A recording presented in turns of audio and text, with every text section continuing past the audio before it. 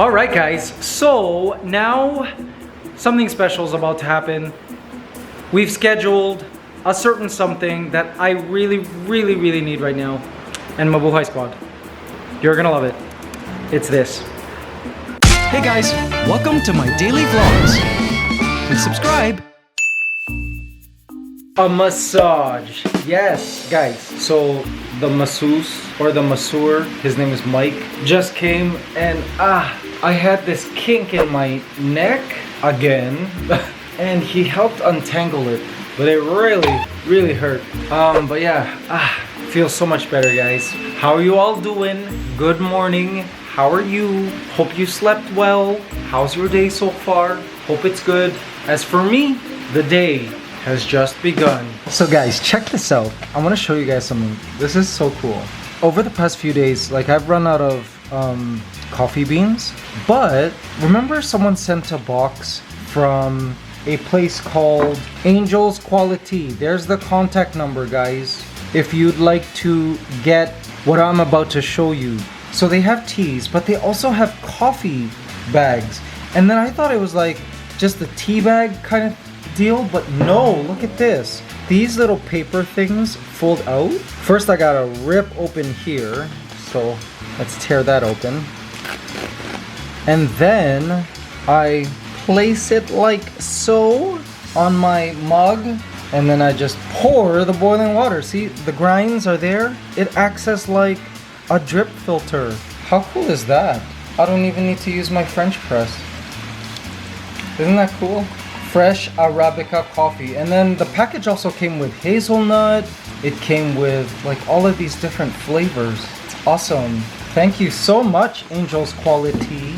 Alright guys, again, here's the number. If you're in the Philippines and want to get one, I think it's a great idea. Alright. Just got back in from my walk and I feel great. Yes, they delivered breakfast. It's right here. I specifically requested for eggs, which are a great fast absorbing protein source after a workout. If you aren't into protein shakes, eggs are really good. Saba, a good carb and high in fiber, high in nutrients, potassium, etc.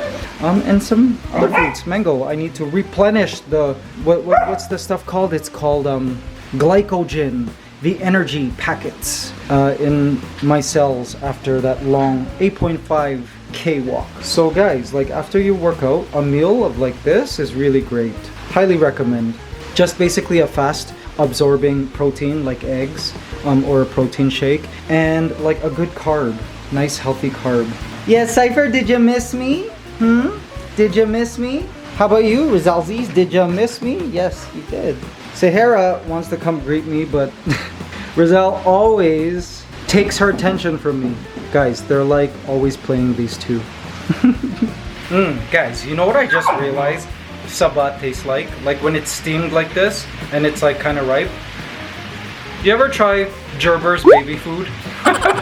It tastes like baby food in the little bottles. The mashed up like semi-solid baby food. Like fruit flavor. This is exactly what it tastes like. Yes. Okay, seriously guys, this farmer's tan is getting out of control. Look at it. OMG. And I was walking outside and it was cloudy. Like, I guess ultraviolet light still comes through the clouds. Like even my face mask tan. Well, hey, it looks like I'm contoured. Mabuhay Squad. Yes, I want to talk to you guys about something. Just one sec. Let me find a nice spot to sit in this gorgeous garden here at Sonia's garden. Bed and breakfast. Let's sit. How about we sit right here? Where I always sit. Okay guys, so let's talk birds.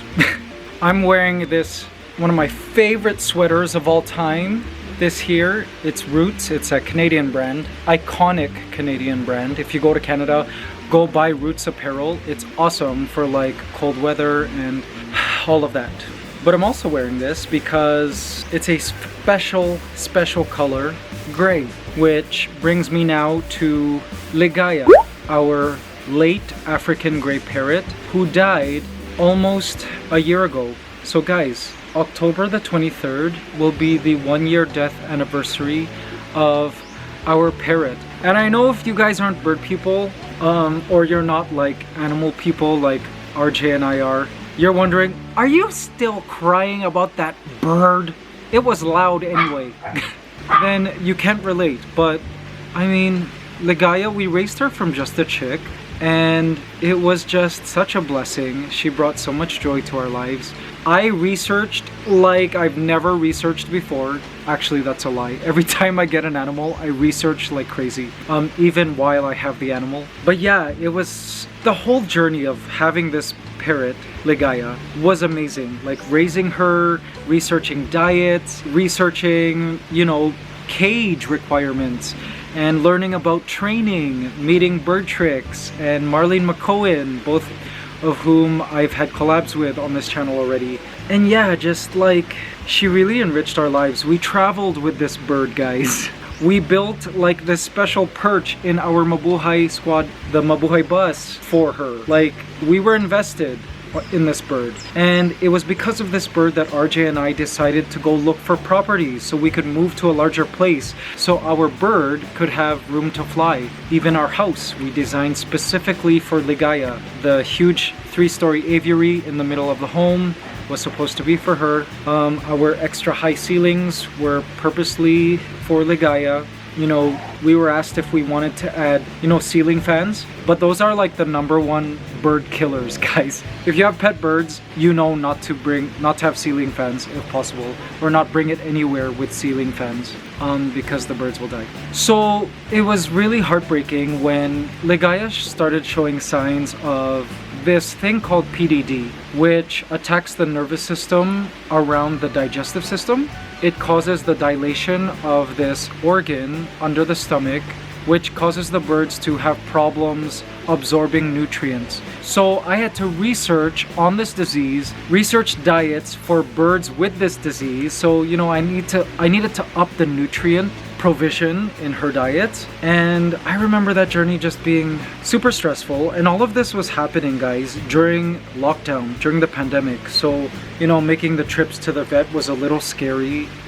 But then she finally passed away October 23rd of last year. RJ and I were devastated. I remember the day before saying bye to her, thinking, okay, there's a good chance she won't make it, but I'm not gonna think about that right now.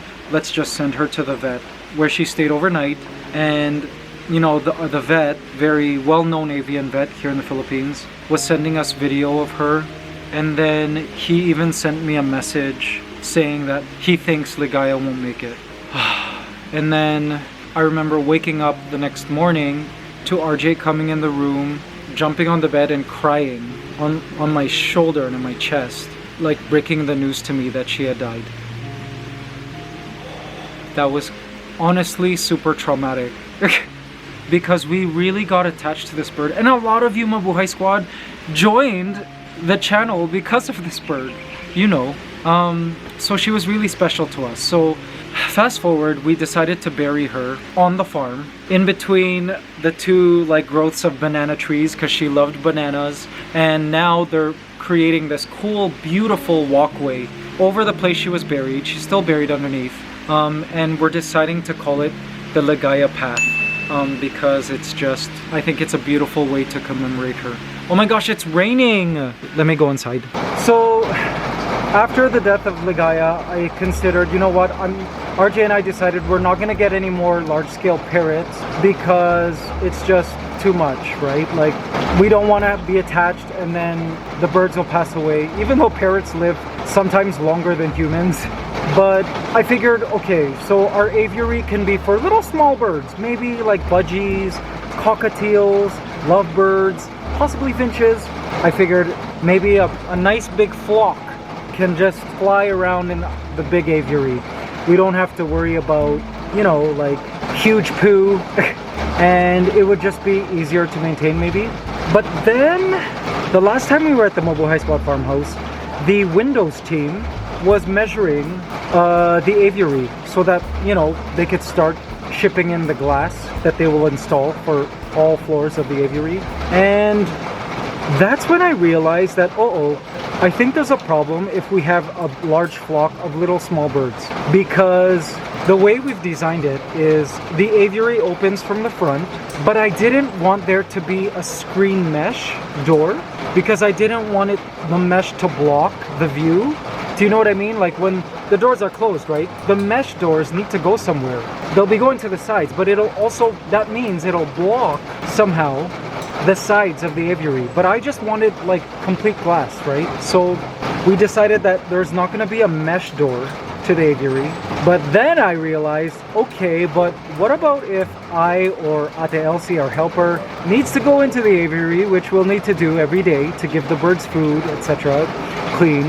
Then I imagine these huge 10-foot glass doors opening and a huge flock of like birds flying all around the house, and us having to run around with a net to catch these birds. So then I realized, uh-oh, this is something I didn't think about. So I think we're not gonna get small birds. I think now I'm open to the idea of getting medium to large parrots again. Because think about it, like having 2 or 3 or 4 or 5 large parrots in a big aviary is easier to keep track of when you open the door than say like a flock of 20 different birds flying around when you open the door, right? Am I right? Now, in terms of what species, not sure yet. The flock will have to grow slowly. And also another thing too is we're not just gonna get a single bird, because with Ligaya it was just a single bird, and she depended on me particularly and Ate Elsie for companionship. You know, like these birds are social. You can't just leave them alone in a cage for a few hours and not expect them to feel like not at ease. Yes, you can give them toys to play with and stuff so they could self-entertain, but I feel that if we're gonna get parrots, that we should get them in pairs so that they kind of bond together and grow up together and bond, and at least they have each other for times when me or RJ or Ate Elsie can't be around, right? So that's what I'm thinking now. I'm ready to have parrots again. I would love to have a pair of African greys, guys, but RJ still needs to warm up to that idea. Anyways, in terms of what parrot, not sure yet. I think Pionis is a parrot species I'd love to get into that I love. They're not huge, they're about that big. African grey, if possible. I don't think we'll get cockatoos. All of you cockatoo owners out there, no offense. I just don't think cockatoos will fit with our lifestyle. They need to be like stroked and lavished, and like their screeches are really loud. It'll probably go through the glass of our house. Macaws, them too, not too sure if we're ready to go that big. I'll see. But for now I'm thinking like medium to medium large parrots. I don't know, we still have forever to contemplate still. There's no rush in getting a bird. Guys, a bird is like getting a child. It's like level 5 max, level 5 pet that requires like your whole life. It's a big investment of time, money, space, etc. Anyways, this is what's been on my mind lately. I think we're ready to have birds again. All right, guys, let's see our positive affirmation for Thursday, October the 14th. There is ample time and space for everything I want to do. There you go, guys. Hope you enjoyed today's positive affirmation. There is ample time and space for everything I want to do. All right, guys, RJ says lunch has arrived and it's awesome. Oh, OMG, yum. Mabuhay squad. Check out what room service has just brought to the room for lunch. Oh my gosh.